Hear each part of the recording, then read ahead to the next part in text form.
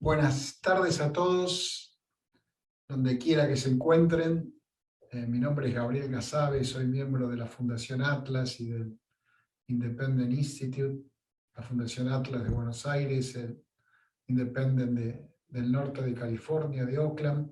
Y hoy tenemos el gusto, el agrado de entrevistar a un amigo y a un prestigioso intelectual bonaerense, que es el doctor Orlando Lita, fundador y presidente de la Fundación Libremente, allí en la ciudad de San Nicolás, en la provincia de Buenos Aires. Y el tema que queríamos conversar y dialogar con el doctor Lita es el tema del populismo, ¿no? Hoy día, en distintos lugares de América Latina y del mundo en general, las ideas populistas, los movimientos populistas, candidatos que asumen ese rol, están teniendo auge, están teniendo preponderancia, algunos ganando elecciones, llegando al poder, gobernando actualmente. Entonces, me gustaría que Orlando comparta con todos nosotros sus opiniones, su sapiencia en torno a este tema que sé que a él tanto le ocupa y le preocupa, para enriquecernos y poder, aunque sea un ratito, poder escuchar otra campana sobre un tema que leemos a diario, pero muchas veces bien no sabemos de qué estamos hablando. Así que, Orlando, te doy la bienvenida, te agradezco este tiempo con nosotros y bueno, quisiéramos saber, en principio, ¿qué es para vos en criollo, para quienes nos están viendo, escuchando, qué es el populismo? ¿Cómo definís a un populista? Es una pregunta para una larga explicación, porque para poder llegar a entender el populismo de hoy, tendríamos que arrancar desde lo que considero es nuestro ADN. Y para ello, nuestro ADN, me refiero al ADN latinoamericano, al ADN argentino.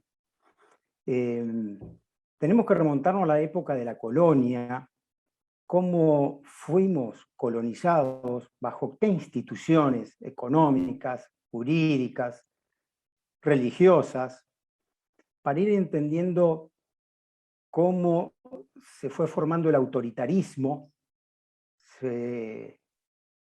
no pudimos ser productivos, la improductividad quedó grabada desde nuestra época colonial. Hay que recordar lo que eran las mitas, las encomiendas, cuando a los colonizadores se le otorgaban una cantidad de indios a manera de esclavos, y nunca hubo instituciones a la manera inglesa, a la manera norteamericana, que pudieran ser estables. El autoritarismo fue un régimen que marcó la época colonial, y fue transcurriendo nuestra historia, saliendo de la época de la colonia. Aun cuando nos independizamos, no logramos tener instituciones jurídicas o económicas estables o de progreso. Recién, con la derrota de Rosas y el Acuerdo de San Nicolás, bueno, ciudad en la que vivo, ¿no?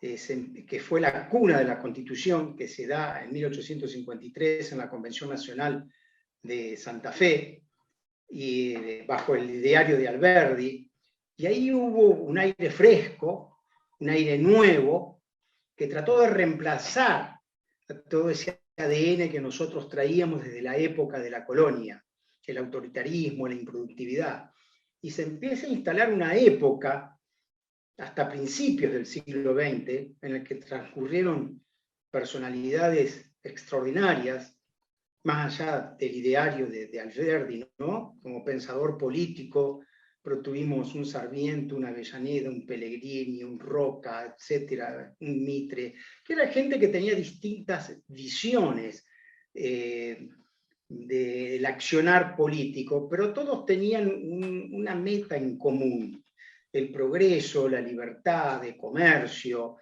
Bien, pero todo eso no logró hacer raíces suficientes. y desde el principio del siglo XX empezó a decaer y se profundizó durante todo el siglo XX. Y el estatismo, la estatolatría, el amor hacia que que una autoridad, alguien superior, un carismático, un mesiánico, pudiera salvarnos. Y eso quedó muy grabado en nosotros. Es decir, ese aire fresco que tiró Alberdi y toda esa generación se fue perdiendo. Y en el siglo XXI, yo creo que muy hábilmente algunos políticos, fundándose en pensadores de fines del siglo XIX y XX, como Marx o como Gramsci, en Italia, logran los políticos como un Chávez, como un Ortega, como Castro, Castro desde 1959, bueno, Cristina aquí, con Néstor, el kirchnerismo, digamos, Evo Morales, comienzan a introducir esta idea del socialismo del siglo XXI, que se lo llama populismo. Yo estoy convencido que desde el año 2003, en Argentina precisamente, se vive un proceso de transformación político-social que está socavando actualmente, que viene desde 2003 de manera muy acentuada, está socavando las instituciones republicanas que se establecieron en la Constitución Nacional, que tuvieron su origen allá en 1853 con sus posteriores reformas hasta la del año 1994. Bueno, hubo dos pensadores claves que influyeron en el kirchnerismo, como son Ernesto Laclau y Gramsci. Gramsci desde un punto de vista cultural, educativo, que él decía que no era mediante los métodos marxistas que se podía instalar la idea socialista. Él consideraba que era con la penetración cultural, penetrando en los sistemas educativos, en todo aquello que sea cultural. Y lo lograron, y lo están logrando. Y Laclau, con su famoso libro La razón populista, que vale la pena leerlo. Laclau, bueno, falleció, argentino, que vivía en Londres. Él escribe La razón populista porque entiende que el populismo tiene su propia lógica social. Laclau se basa en la teoría de las identidades colectivas. ¿Qué es esto? Que la gente siempre se agrupa en dos polos. Ahora bien, esos dos polos, él dice que forman parte de la historia de la humanidad. Y esos dos polos tienen sus propias singularidades, que son heterogéneas, pero él dice que forzosamente hay una inclinación hacia los dos polos. Y así llega un concepto de pueblo versus oligarquía, de explotados versus explotadores. Bien, permanentemente es una dicotomía, ¿no? Una dicotomía antagónica, que hay que ir creyendo, hay que ir creando y hay que ir reconstruyendo permanentemente para que sea una herramienta de construcción de poder. Es decir, ubicar a los dos polos en una lucha constante, que en la Argentina puede ser el pueblo-antipueblo, la lucha contra el campo, la lucha contra los empresarios, la lucha contra los medios. Siempre hay que ir buscando no un adversario, sino un enemigo que siempre sirva para la construcción del poder. Esto bien, Laclau lo dice, que necesita de cierto autoritarismo, de un autoritarismo carismático. Ahora bien, ¿qué pasa si fallece o desaparece? Si fallece el líder carismático, ¿es posible reemplazarlo por otro? Y ahí, bueno, el populismo trata de reconstruir nuevamente las identidades singulares para que formen en conjunto una identidad colectiva. Reconstruir permanentemente esa idea de pueblo, siempre socavando las instituciones y tratando de crear un nuevo líder. Ahora, esto también lo dice Laclau. Hay que reformar las instituciones republicanas clásicas, liberales, capitalistas. Él lo dice eso. Él dice que lo que vivimos nosotros, lo que consideramos nosotros como república, es un fetichismo institucional. Entonces las instituciones republicanas, que nosotros consideramos que tienen su origen en Alberdi y en la gente que he dicho, son instituciones que hay que transformarlas, y que esto deviene necesariamente en una reforma de la Constitución. Por eso el gobierno actual no se siente cómodo con nuestra Constitución. Me causa gracia cuando Cristina a veces toma la Constitución, creo que ayer o antes de ayer la tomó, y diciendo este librito viejito que tengo acá de la reforma del 94, es la ley suprema, etc. ¿La leyó Cristina? ¿Sabe que esa Constitución no está en congruencia con las ideas populistas que ella quiere instalar? Es decir, Gabriel, yo creo que esto viene con un ADN latinoamericano, argentino, que viene de antigua data, que reflotó en el siglo XXI, en la Argentina precisamente con el kirchnerismo, y bueno, y ven a la historia como un determinismo, al contrario de Karl Popper, que te habla de la sociedad abierta, de que todo es falible, todo está sujeto a prueba contra prueba. Ellos consideran que hay un determinismo histórico, ¿no? Como así lo afirmaba Marx, o el mismo Gramsci, pero se van disfrazando, van tomando las ideas mercantilistas, socialistas, intervencionistas, van cambiando de forma, pero son muy astutos, son muy hábiles, y yo creo que en la penetración cultural han logrado una herramienta que es muy difícil de desterrar. Ahora, sí, Gabriel. Orlando, comparto plenamente lo que vos decís, y estos dos autores que vos citás, tanto Gramsci, Antonio Gramsci, que creo que fue el fundador del Partido Comunista Italiano, y decía que la forma de llegar a una sociedad comunista era a través de la educación y no de la violencia, por lo menos eso decía de la boca para afuera o en sus escritos. Y después Laclau también, que es un pensador de izquierda. Ahora, ¿cómo explicamos, Orlando, los populistas llamados de derecha que hay en los Estados Unidos, en Europa, que no tienen nuestro ADN caudillesco o caudillista, o la tradición de la colonia española? Digamos, nosotros dos, para la audiencia, somos dos fervientes seguidores y lectores de Ayn Rand. Ayn Rand defendía en una de sus obras la palabra extremista. Decía que cuando uno estaba convencido de los valores que defiende, de la libertad, de las causas por las que hay que luchar, uno debe ser extremista, es decir, defenderlas al 100%. Muchos nos explican que ese populismo de derecha es una reacción violenta o verborrágica ante el avance del populismo de izquierda. ¿Cómo lo ves vos? Porque es un fenómeno muy curioso, ¿no? Sí, es un fenómeno mundial.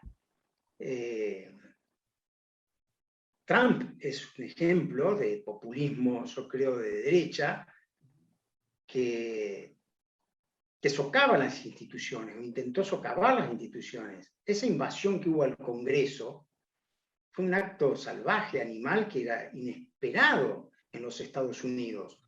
Vos que conocés bien Estados Unidos, Gabriel, inclusive en este momento estás allí haciéndome esta entrevista, ese acto que hicieron los seguidores de Trump, y que Trump quiso ir con ellos al Congreso, es un acto inesperado que, bueno, yo creo que decir que Ayn Rand avalaría ese tipo de cosas, me parece que es llevar a Ayn Rand a un extremo. No, yo no digo eso. Lo que quiero decir es, aparentemente hay gente como que toma una reacción extrema para oponerse no, esta gente no fue seguidora de Ayn Rand, los que tomaron el Capitolio, claro, posiblemente, claro. pero te quiero decir, uno defendió siempre la idea extrema de defender las ideas con garra, con pasión, pero no con ciertos límites institucionales y republicanos, por más que del otro lado el adversario circunstancial sea un tipo verborrágico, atorrante, agresivo en distintos aspectos. Entonces, se está dando como una ebullición de reacciones que van de la racionalidad de Ayn Rand a actos irracionales y violentos. Esto me hace acordar lo que decís, Gabriel, un escritor, Bernard Shaw, creo que era el que lo decía: un liberal asustado es un fascista en potencia. Y bueno, yo creo que por ahí está la cosa. Hay liberales que tienen tanta bronca contra el populismo de izquierda que reaccionan de la misma manera, pero del otro lado. En vez de ubicarse en el respeto a las instituciones o tener discursos más moderados. Está pasando con Bolsonaro. Bolsonaro ha logrado una economía bastante respetable, bastante razonable en Brasil, y no obstante está a punto de perder las elecciones con Lula. Pero Bolsonaro también ha dicho sus cosas de una manera, entre comillas, violenta. Es decir, hay un modo de decir, de transmitir, que se quieren llevar todo por delante, y eso no corresponde a una idea liberal. Que la idea liberal tiene el valor de la tolerancia, el respeto hacia los derechos irrestrictos del otro, como uno de sus pilares. Y esta gente, tanto un Trump como un Bolsonaro, yo creo que no han reflejado una idea liberal pura. Y ahí está, bueno, lo que los liberales tenemos que corregir, ¿no? Que es, siempre hemos sido muy economicistas, y el liberalismo es algo integral. ¿A cuántos liberales oís hablar de educación, de cultura? El liberalismo, bueno, se circunscribe y al adversario les conviene mantenernos en esas posiciones de economicista, diciendo que somos explotadores o que somos oligarcas, y los liberales nos salimos a veces de ese corset. Yo siempre digo, Gabriel, que el liberalismo es un postulado de tendencia. Ayn Rand, yo tengo 8 libros de Ayn Rand, la he leído por todos lados, Ayn Rand, pero para mí es un modelo, un ideal a seguir. Me parece de lógica pura lo de Ayn Rand. Aparte, Ayn Rand se basa, como Aristóteles, en silogismos, hace una utilización de las premisas de manera brillante, y yo lo tengo como un ideal, pero un ideal que va a ser muy difícil de alcanzar. Por eso considero que el liberalismo es un postulado de tendencia, tender hacia ese ideal lo máximo que se pueda. Pero creo que nunca se va a lograr, porque los ideales perfectos nunca se logran, pero hay que atender hacia eso. Y hay veces los liberales en esa tendencia no somos muy institucionales, o no somos, hay veces, muy republicanos. Fíjate los decretos de necesidad y urgencia, el artículo 99, inciso 3 de la Constitución. Es utilizado a mansalva independientemente del color político que esté en el poder. Y es algo que es un artículo que es de criterio restrictivo, que tiene que ser aplicado excepcionalmente, y es la herramienta permanente, esquivando siempre al Congreso. Creo que los liberales tenemos mucho para aprender, y un fenómeno como Milei, que capta tanto a la juventud. Milei, yo creo que probablemente sea un populista del futuro, o lo es actualmente, o lo es, porque tiene ya desde su forma de actuar, es media esquizofrénica, maleducada.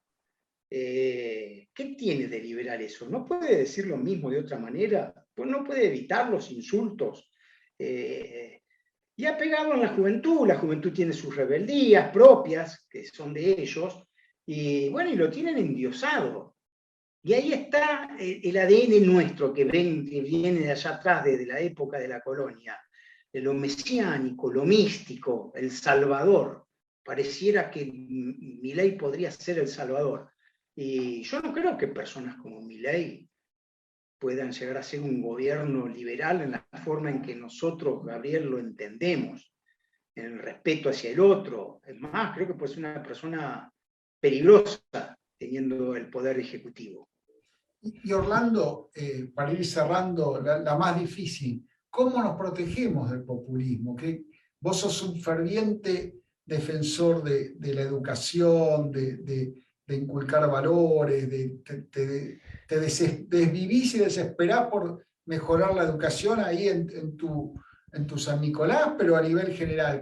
¿Cuál es el antídoto para no tener caudillos, para no aguantar más populistas, para que ese mensaje no germine en la gente?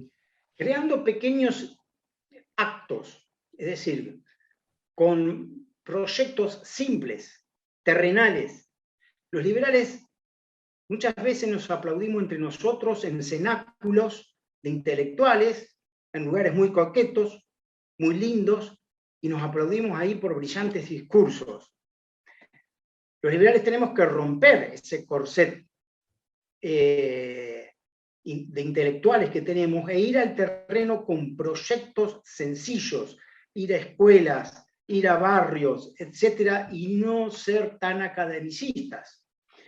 Yo creo que tenemos que pelear donde están ellos, donde están los populistas de izquierda, digamos, que es en el terreno de la educación. Entrar en la escuela, ofreciendo a la escuela, nosotros libremente así lo hacemos, y lo estamos haciendo ahora en escuelas públicas, con proyectos propios sobre emprendedorismo, pero entrar con términos sencillos, de lógica común, no explicándola a Ayn Rand en todas sus premisas de por qué estoy así, así, asado. Se puede explicar de otra manera. Yo creo que está en la sencillez y en los actos de terreno, donde los liberales debemos estar. Es decir, en la educación, en la cultura, y defender nuestras ideas y diciendo por qué lo otro es una falacia. El populismo es una falacia que se aprovecha de la ignorancia de la gente. Han hecho un caldo de cultivo de pobreza en la Argentina, que ya estamos llegando a la mitad de la población argentina que es pobre, gente que ya no utiliza ni el raciocinio. Y hay gente que no es ignorante y compró a este populismo. Eso es un fenómeno antropológico, Gabriel, que realmente me resulta muy difícil de saludar. Gente honesta o gente inteligente, ¿cómo no puede comprender que el kirchnerismo es un populismo basado en la corrupción, que no le interesa para nada la educación y que hace de la creación de enemigos una herramienta constante de construcción de poder? Hay gente que realmente, Hilda Molina siempre me decía, Orlando, es un daño antropológico, como lo sufrió Cuba, lo sufre Venezuela, y Argentina está en ese proceso. Es un daño cerebral, te van decodificando y uno va perdiendo el sentido común de las cosas, el valor del esfuerzo, ¿no? Que el otro me dé lo que el otro haga lo que me corresponde hacer a mí, o que todo me lo den. Argentina se ha convertido en una fábrica de derechos. Todos son derechos. Ahora esos derechos no tienen contraprestación y alguien los tiene que pagar. ¿Y quién los va a pagar? El contribuyente. Es hermoso decirte derecho a esto, derecho al otro y derecho al otro. ¿Y quién los paga? Es una fábrica de derechos insostenible, que no se puede bancar. Bueno, Mariano Grondona solía decir que la Argentina o los argentinos pasamos de ser sujetos de derechos a ser objetos de derechos. Nos tiran derechos como si fueran huesos a un perro, pero ya no vivimos en una república, en un estado de derecho donde imperan las leyes y no las personas. Así como se han inflado los 5 signos monetarios por los que pasó el país, se han inflado los derechos y se tiene derecho a cualquier cosa, ¿no? Así es. Y esa famosa frase, donde hay una necesidad y un derecho. Exacto. Bueno, esa es la bomba de Hiroshima que cayó en la Argentina. Se la atribuye a Eva Perón, pero no sé si el intelecto le daba para geniarla, la habrá tomado de algún otro o alguien se la ha colocado en su boca, pero sí, exactamente. Ya forma parte de nuestro acervo cultural, si quiere decirlo, cultural económico. Muy buena reflexión esa de Mariano Grondona. Pasamos a ser un objeto de derecho. En vez de sujeto de derechos, objeto de derechos. Bueno, Orlando, ha sido un placer escucharte, compartir este ratito. Ya habrá otra oportunidad para tratar estos temas. Habría que hablar de la inflación de derechos en algún momento pronto. Así que contá con nosotros de Atlas y del Independent, en lo que podemos darles una mano. Bueno, ya venimos trabajando hace años en conjunto, sé que no te lo tengo que decir así públicamente, ya lo sabes. Te mando un abrazo a la distancia, agradezco a Martín Simonetta que organizó este evento y bueno, estamos en contacto y gracias a la gente que nos ha escuchado y nos está viendo por su atención. Gracias a vos, Gabriel, y a Martín, como siempre, un abrazo grande. Un abrazo grande a los dos, a Martín y a vos, Gabriel. Adiós, muchas gracias.